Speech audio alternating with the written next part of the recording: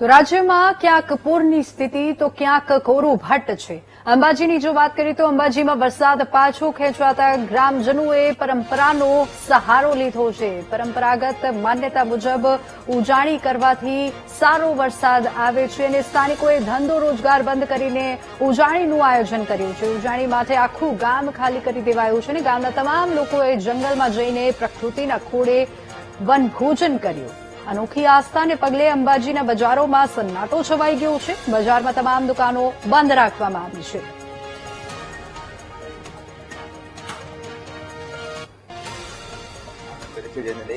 अंबाजी जे बजार छे संपूर्णपणे बंद छे। आप जोई शको छो अंबाजीनुं मुख्य मार्केट छे अने आ मुख्य मार्केट ने तमामे तमाम दुकानों जे छे आज बंद छे।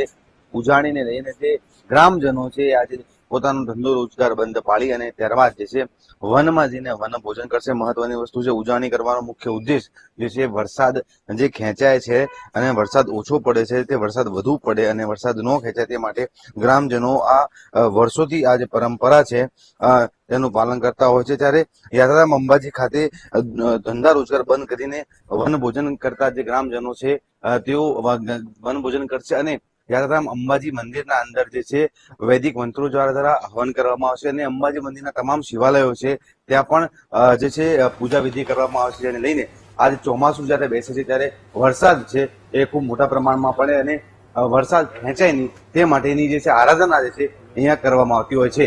Akshay Bhatt, VTV news, Ambaji.